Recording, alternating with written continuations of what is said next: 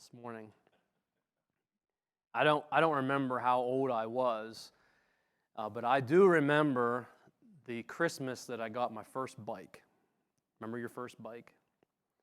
And the reason I remember, it was an exciting gift to get, right? You get your first bike, that's exciting, Christmas time, and you got to wait till spring to go ride it. But I remember it because it was an exciting thing. I was looking forward to spring and getting out on that thing and learning how to ride a bike. But I also remember it because I almost died riding that bike. In the springtime, I get out and I learned how to ride the bike in my driveway. And at one point in the spring, there was a group of men from the church that took a group of boys on what we called a bike hike. And we went out up a mountain, and it was a beautiful day. We went up, I don't know if it was Sproul Mountain, I'm not sure which mountain we were on, but went up the mountain and having a really nice ride. And it wasn't until we got to the top and we're on our way down the other side, that was the moment I realized I don't know how to stop this bike. It didn't have brakes on the handlebars. It was the kind you had to reverse the pedals on. And I never had any need to do that. When I was in my driveway, if I wanted to slow down, I just stopped pedaling and it would slow down and I would jump off. I never really needed the brakes. So as I was starting down the other side of that mountain, it started off kind of a fun pace, and then it got a little faster, and I started to panic because I don't know what to do. I didn't know how to stop the thing.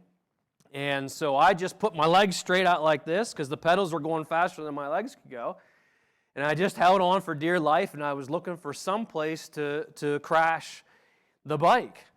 And eventually I wound up running into a field on the way down and toppled head over heels into this field. And when I finally came to a stop, I was a pretty bloody mess when it was all said and done. And that is how some people approach life. This idea of going 100 mile an hour downhill without the brakes until they finally crash into something. And they don't start out that way. They don't get up in the morning and decide I want to take life at 100,000 mile an hour with no way to slow down. It starts off, let's add one more thing. Let's add something else to the schedule. And they add something more to the schedule, and little by little, the plate gets fuller and fuller, and we got places to be and people to see, and we got to get these things done. We have jobs to do, and we have bills to pay.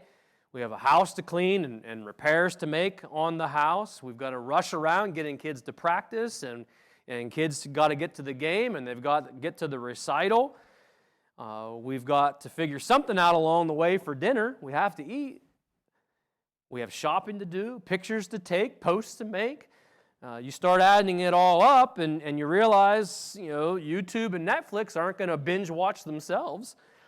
And before you realize it, there's this constant feeling of always being rushed, always feeling overwhelmed, always feeling anxious, just trying to fit too many things into a limited amount of time. And then you wind up doing things that you really shouldn't do. And I've been guilty of it, but returning emails while you're driving, you shouldn't do that. That's not safe.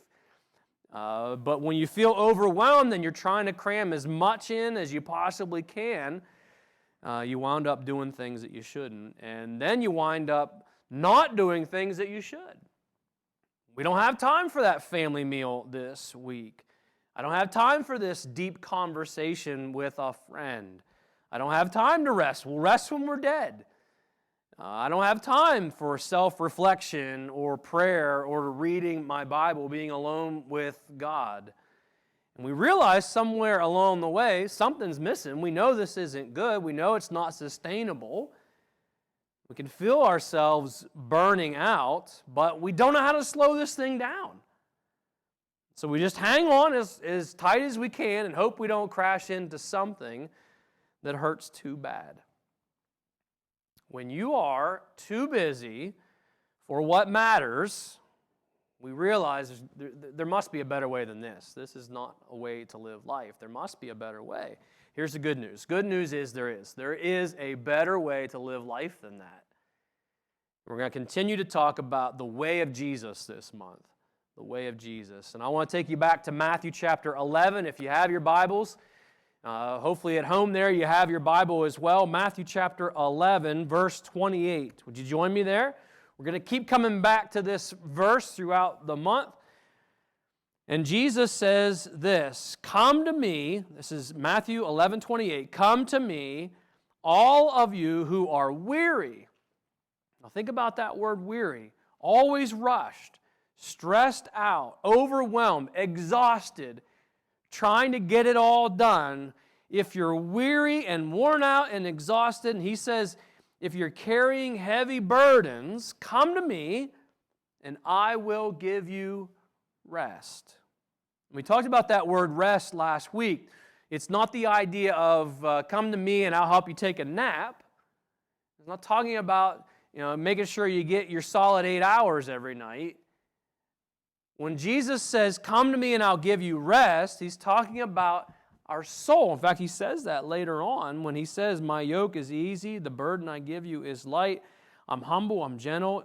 Come to me and you'll find rest for your soul.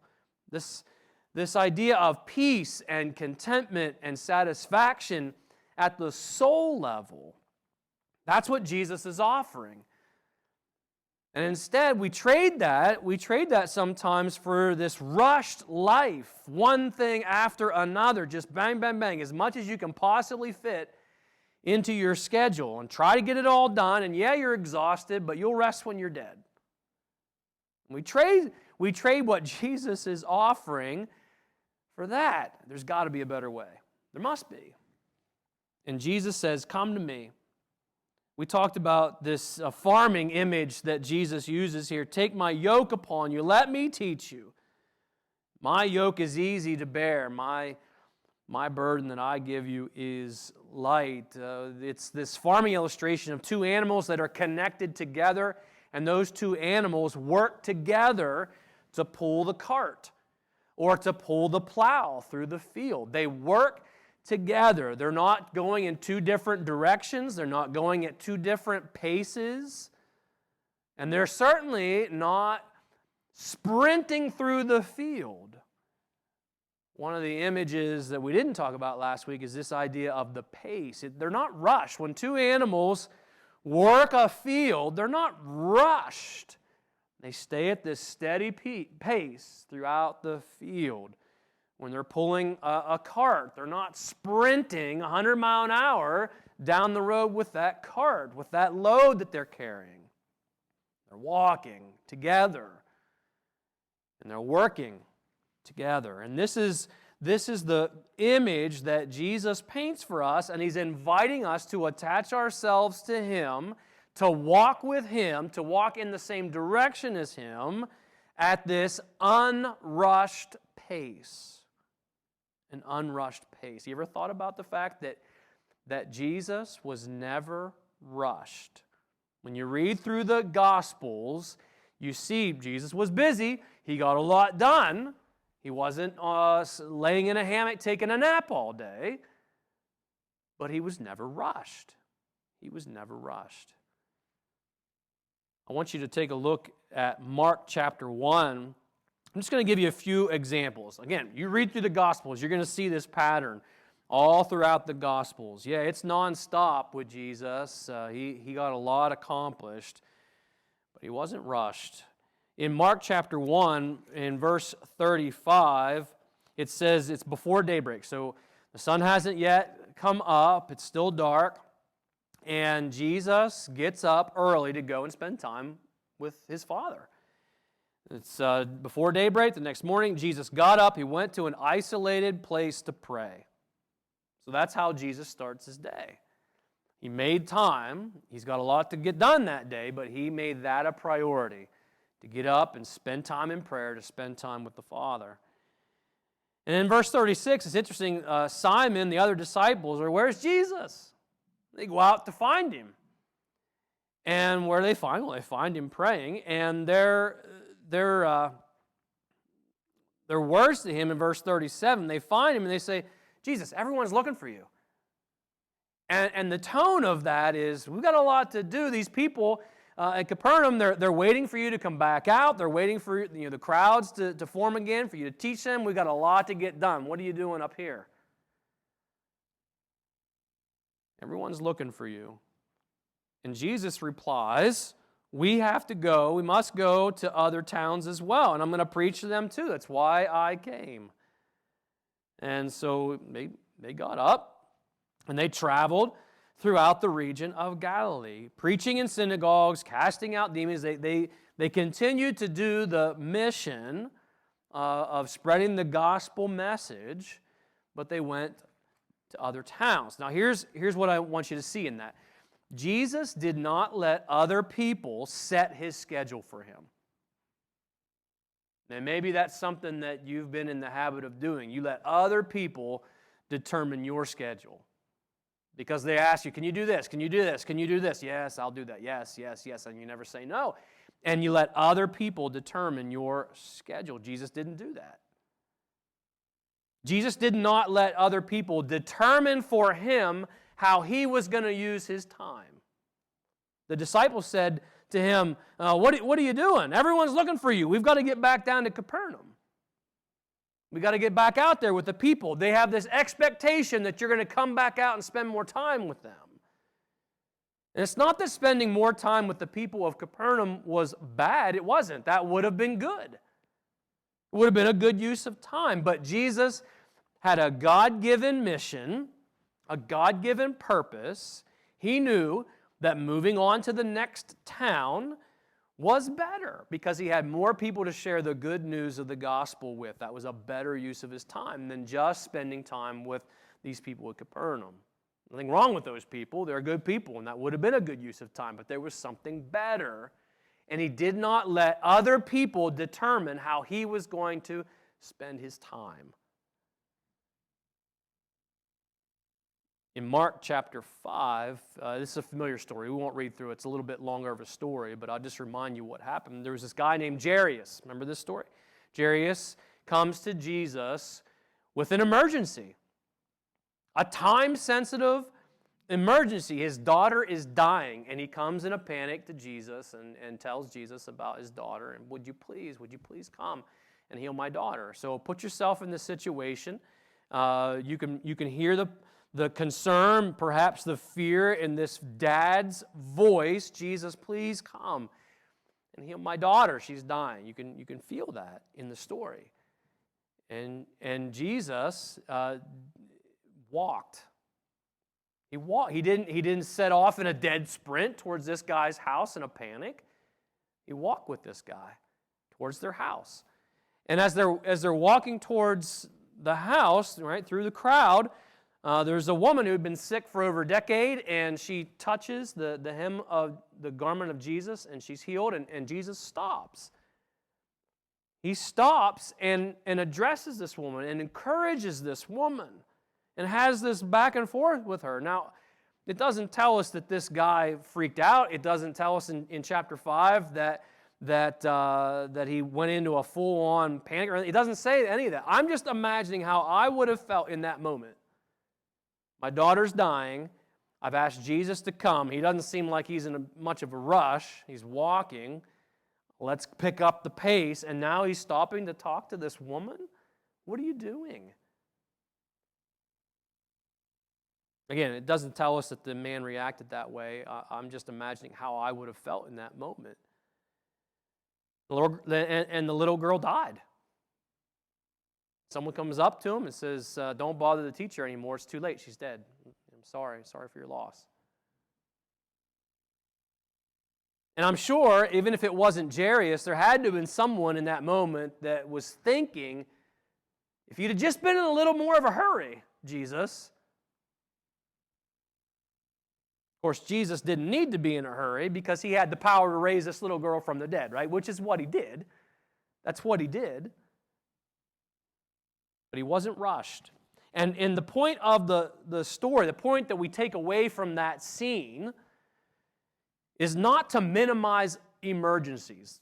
Don't take that away as the lesson from that story. We're not supposed to minimize emergencies. If someone's having a heart attack, if someone's having a stroke, if someone is in a car accident, we need to act quickly. Why? Because we're not Jesus, right? We can't just heal people. We certainly can't raise them from the dead. So the point of the story is not, just minimize emergencies and don't be in a hurry. No, the point is that Jesus had this pace to life that refused to be rushed. A pace to life that put hurting people into a place of priority. A pace of life that always had margin in the schedule to be compassionate, to help those who were in need. There was always margin in the schedule for that. I do want you to see this one from Mark chapter 10. Would you look at that in Mark 10? Another example. Look at verse 13. This is a really neat passage. In Mark 10:13, there were some parents who brought their children to Jesus so that he could touch and bless them. And the disciples started scolding the parents for bothering Jesus. Jesus doesn't have time for your kids. Get him out of here. He's much too busy for this. Don't bother him. And when Jesus saw what was happening, who was he angry with? He wasn't angry with the parents. He was not angry with the children. It says he was angry with his disciples. And he said to them, "Let the children come to me. Don't stop them. The kingdom of God belongs to those who are like these children. I tell you the truth, anyone who does not receive the kingdom of God like a child will never enter it." And he took the children in his arms, placed his hands on their head, and he blessed them. The disciples didn't think that the children were worth Jesus' time, and he flatly rejected that whole idea. No. We have time for the children. You think about the window of time that Jesus was working with and this idea that he was never rushed.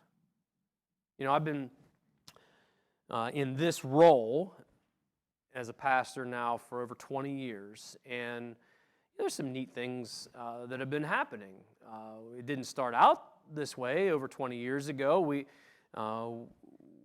didn't have a full room of people and 2 services, and certainly we didn't have a need to build a bigger room to put everybody in 20 years ago. So some neat things have been happening over the past 20 years, and I think about that sometimes. I'm like, I'm only halfway there. I mean, for retirement, for if God allows me to stay healthy enough to be able to go all the way to retirement, we're talking another 20 years for me. And who knows, what God has in store. But that's a pretty big window of time, right?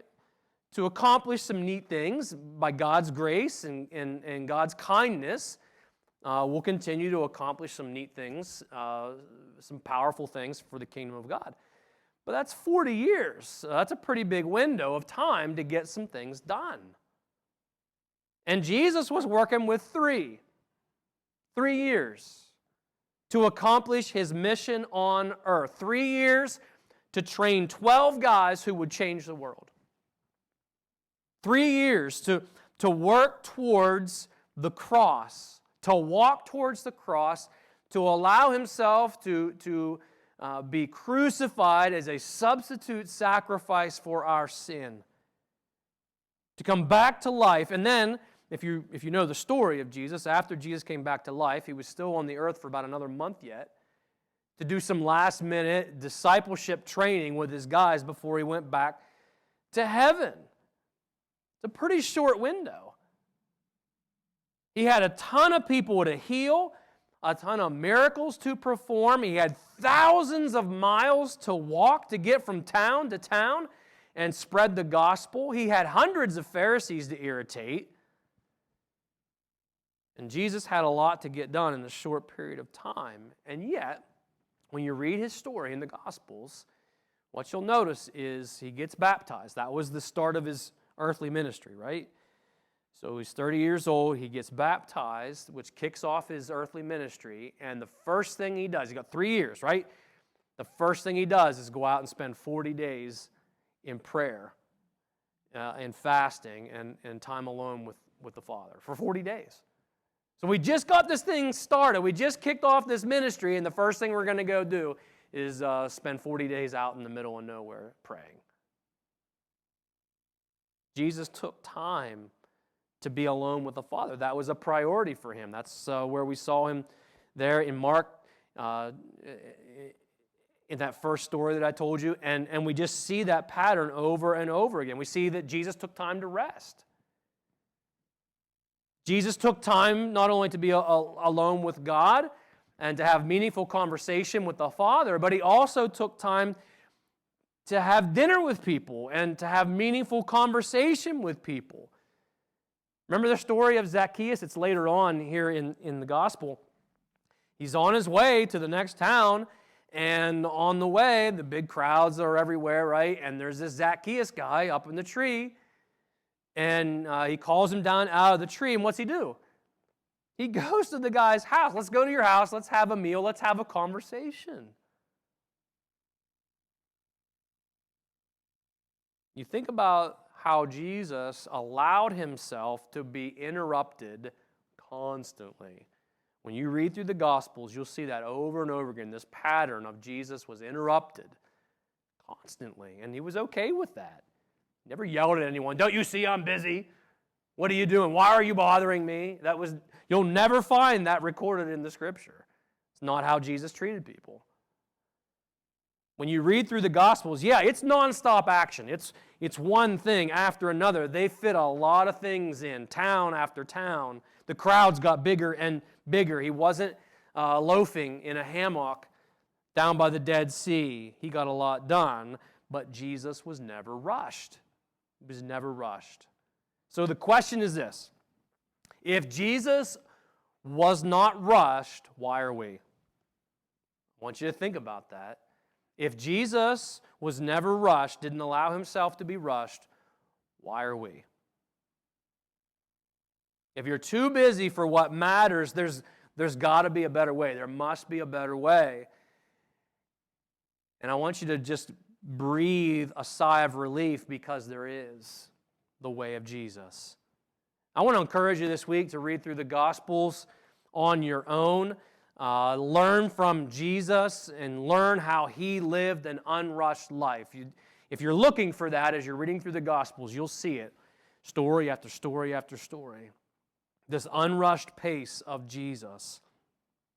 This morning, I'm going to share with you just two examples, two first principles on how to live an unrushed life. But I really believe if you read through the Gospels on your own this week, you'll discover a lot more. But I'm just going to share with you two. Here's the first one. Number one, you want to live an unrushed life, if you want to follow the pattern of Jesus, the way of Jesus, we have to be relentless in choosing the better over the good.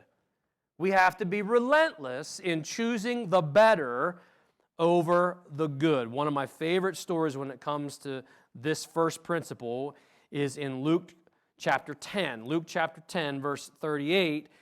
Jesus and the disciples, they're on their way to Jerusalem. So they have a destination in mind. We're on our way to Jerusalem. They've got a lot to get done in Jerusalem. But they came to this certain village where a woman named Mary welcomed him into her home. Yeah, we have time to stop and see Mary and Martha. We have time for that. We're going to make time for that. So that's what they did. Her sister Mary, it says, sat at the Lord's feet listening to what he taught. But Martha was distracted by the big dinner that she was preparing. And she came to Jesus and she said, Lord, doesn't it seem unfair to you that my sister just sits here while I do all the work? Tell her to come and help me. And when we read that, most of us would be like, yeah, I totally get that. That's a totally fair thing to say. But the Lord has a different perspective. Jesus looks at it differently. And he says to Martha, my dear Martha, you're worried and upset over all of these details, there's only one thing worth being concerned over. Mary has discovered it. The NIV translates it this way. She has chosen what is better, and it will not be taken from her. Isn't that interesting? Jesus doesn't say here that preparing a meal doesn't matter. Eating's a good thing, right? And hospitality is a good thing. Jesus is just making the point that time with Him is better. When given the two, time with Jesus is better. And it's a tension, I think, that we all live with on a daily basis. I think we feel this tension from Luke chapter 10 every day. We look at our schedule, and it's not always easy to figure out or to discern, how do I pick the better over the good? It's not as easy as it sounds. Like, I can stand here and say that that's a good first principle, and I believe that it is. But I'm not going to say that it's easy to always figure out. Okay, pick the better over the good. Fine, how do I do that?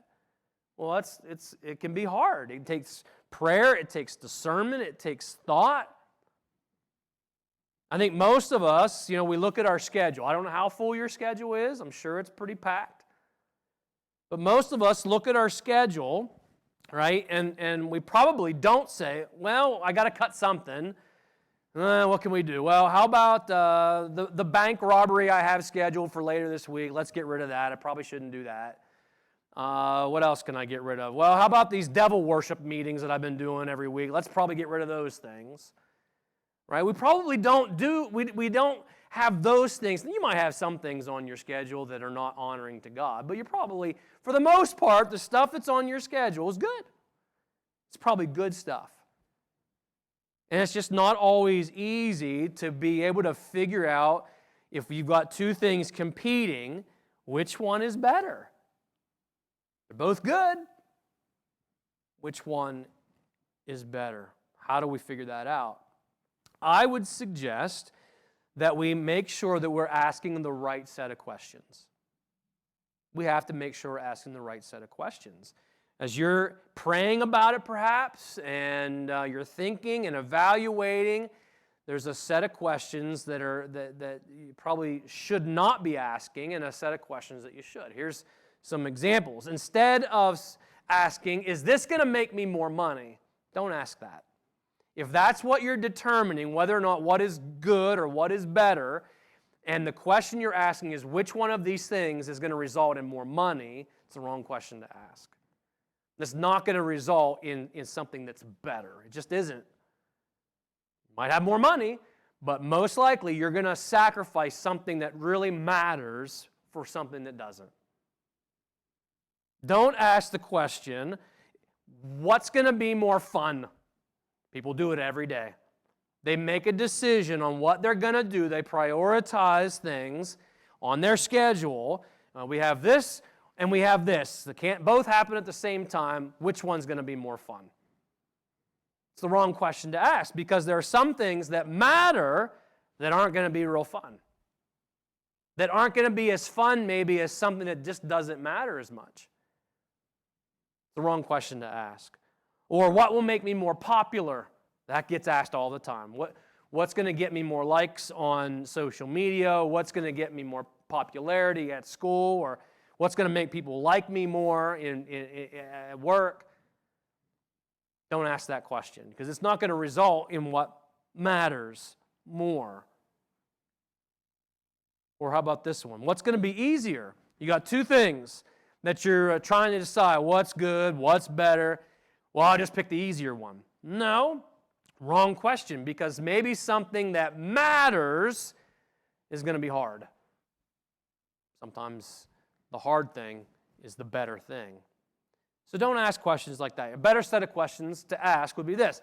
Is this going to make my faith stronger? If it's something that's going to strengthen your faith, then it's got value to it. And if you've got two things that are competing for your time, and maybe they're both good, then which one is going to result in making your faith stronger? I can tell you right now that sitting home on your butt watching a football game Might be good, might be fun, might be easy. It's not going to strengthen your faith, especially if it's competing for time with other believers, spending time reading the Word of God together and spurring each other on towards love and good deeds in a grace group or in a service. It just isn't. How about this one? Is this going to make my marriage stronger? Is this going to make my family stronger? If it's going to strengthen your marriage, if it's going to strengthen your family, then it matters. It's probably worth doing. And if you've got two things that are competing for the same time slot, which one, I'm not saying it's always easy to figure this out, but which one is going to result in making your family stronger than the other one? Which one is going to result in making your marriage stronger than the other one? How about this? Is this going to help my children learn to love and serve God? Sometimes you're going to have two things that compete for the same time slot.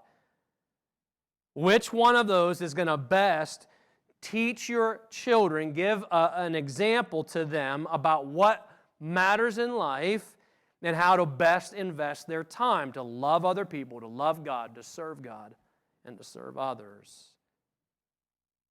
I want to give you a hard-to-hear truth. Hard-to-hear truth is this: you've got time for what you choose to have time for. We all do. When we say, I don't have time, I'm just so busy. No, you have time. You have time for what you choose to have time for. The solution to your time problem is not more time, because you're not going to get more time. We all have the same amount. You can't make up more time. That's not how life works. So the solution to your time problem is not trying to find more time. It will always be limited. Time's always limited.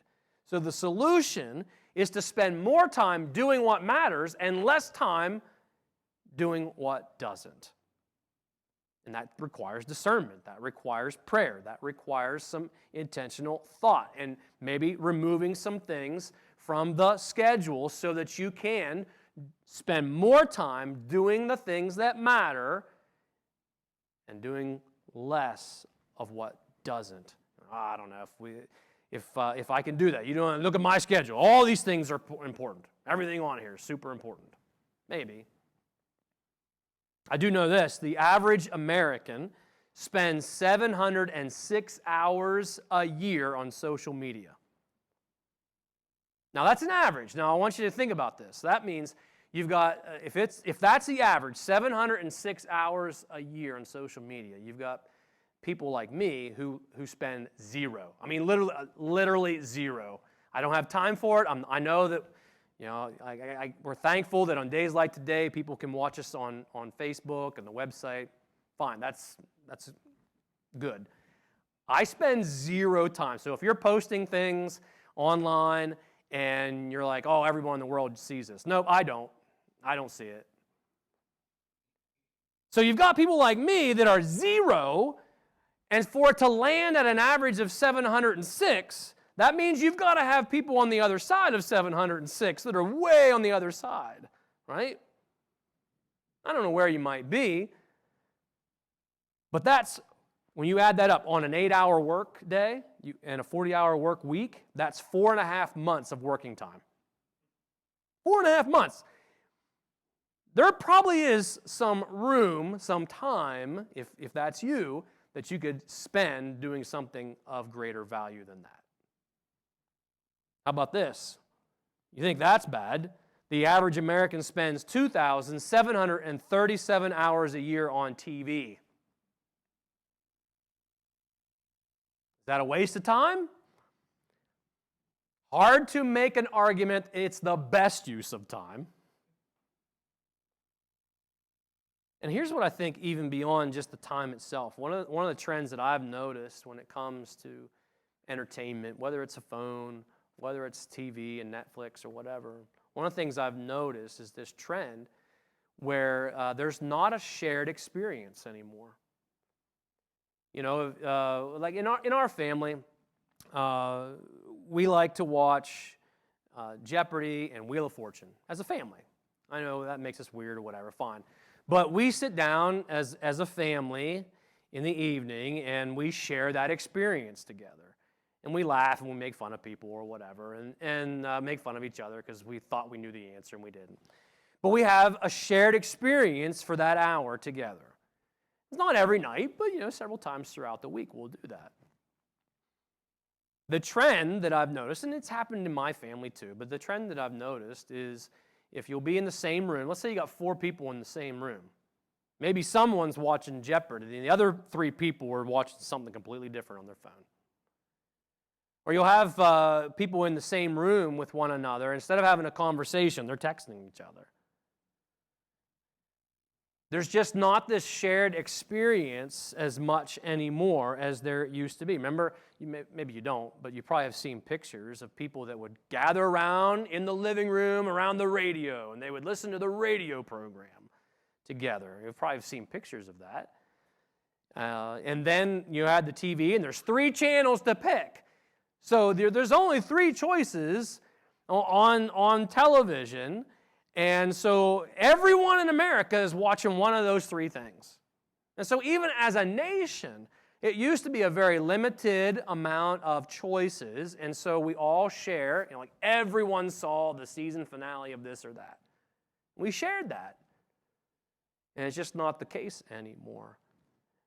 And so as the trends in our society become more and more isolated, it becomes harder and harder to share experiences. And that's just choices, right? That's just choices of how we're going to spend our time. So even if you're spending time in entertainment, you can still choose the better over the good. And I think we could ask the same question when it comes to our work and when it comes to sports. Listen, we have to make sure we're doing a better job teaching the value of work in our culture, because it seems like I hear from employers all the time about how younger people don't know how to work hard. And it's harder and harder to find people that are willing to work and work hard and put in the hours. And so that's a trend that's moving in the wrong direction in our culture. We need hard work, and we need dedication, and we need people to show up and do a good job for a full day. And we need to learn how to do teamwork and experience the dignity of what it means to work. Those are all good things. And sports, same thing. Sports offers a pathway to teaching good health habits, and if you've got good coaches along the way, you're going to learn some good life lessons. And so these things are good and valuable. But when work or when sports becomes our identity, when we start to sacrifice things in life that matter because we're trying to get more hours at work and we want to try to get this promotion or whatever, more money, and so we're sacrificing time. I don't have time to go to the recital for my daughter because I've got to put overtime. And when we start to sacrifice time away from our church family because we've got to run to this sporting thing and that sporting thing, and if we are sacrificing things that matter, like our spiritual growth, the fellowship with the believers, our time with our families, we're just setting ourselves up for problems. We've got to be relentless in choosing the better over the good. Here's the second thing. Second thing is be relentless in choosing to love like Jesus. Be relentless in choosing to love like Jesus. Jesus loved God and loved people too much to be in a hurry. Too much to be in a hurry. He got up in the morning and spent time with God because he loved God and Father too much to be in a hurry and let's get the day moving. Let's get on to the next town. He wasn't rushed. He made time to spend time with God. And same thing, he's going from town to town. Do we have time to stop with Zacchaeus and have lunch with this guy? Oh, yeah, absolutely we have time. Do we have time to stop with Mary and Martha and have dinner with them? Yeah, absolutely we have time. Love God and people too much to be in a hurry. 1 Corinthians 13. Every time you go to a wedding, you're going to hear 1 Corinthians 13. You're going to go through this list. Love is this, love is this, love is not this, love is not that. You know what the first one right out of the gate is? What is it? Love is patient. Verse 4, 13, verse 4, love is patient. That whole list, that's the first one right out of the gate. And the word patient can mean that we don't get irritated easily, that we don't get irritated quickly. But patient can also mean we're not in a hurry, that we're not rushed. And love is not rushed. Love's not in a hurry. Love is going to make time for what matters. Love makes people a priority over the task. Love makes God a priority. When you're having a conversation, now let me pause. A conversation is when two people are talking face to face and they make eye contact with one another. That's a conversation. And when two people are having a conversation, love that person enough to keep the phone in your pocket. Love that person enough to be present with that person in that moment, not in a hurry to get on to the next thing. Choose to love like Jesus. You think about Jesus' example. He was compassionate towards the hurting. He was willing to stop what he was doing to help those who were in need. And he didn't just spend time with the popular people, with the important people. He made time for people that were not those things. Jesus made time to sit down with people and share a meal. He made time to sit down and have a conversation. He made time to be alone with God. It wasn't just an add-on, like if we have enough time at the end of the day, we'll spend some time in prayer. No, it was a priority to Jesus. And Jesus loved God's people enough to make time with them. It was a priority. It wasn't just an add-on. Like, if we have enough time at the end of the day, we'll be stop in and see Mary and Martha. We'll try to squeeze that in. But if it gets late, we're just going to keep trucking to Jerusalem. No.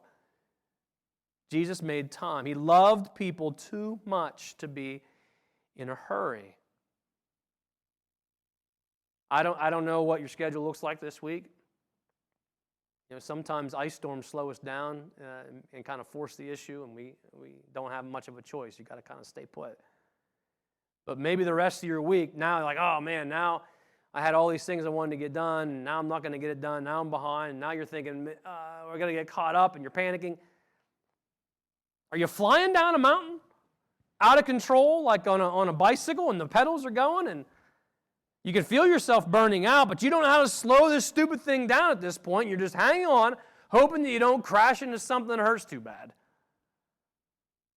If you're trying to fit too many things into a limited amount of time and you're saying to yourself, I don't have enough time for what really matters, then you're too busy. And if you're too busy for what matters, there must be a better way. And there is. The way of Jesus is a better way. Matthew 11, 28 to 30, Jesus is inviting us to attach ourselves to Him, to walk with Him. It's not a sprint. It's not rushed. It's not in a hurry. He's inviting us to walk with Him. And here's the thing. When you walk with Jesus, and you walk at His pace, and you're not rushed, you can guarantee that whatever Jesus is walking us towards, it's going to matter. Because Jesus is only going to walk us towards things that matter. He's not going to walk us into things that don't matter. When He leads us, when we walk at His pace, we can know that we're going at the right pace, that we're not going to miss something, we're not going to miss an opportunity that He has for us, and He's going to be there with us to walk with us through that opportunity. Here's the challenge for you. We'll close with this. We'll call it a 7-day prayer challenge, all right? 7-day prayer challenge is this. Every day this week, start your day with this simple prayer. And I think I might have it on the screen. I don't remember, but it should be in those notes. God, help me walk slowly enough to experience Jesus and love people deeply. Simple prayer. And you can change it up. If you want to word it differently, that's fine. But pray every day that God would help me walk slowly enough that we experience Jesus and love people deeply.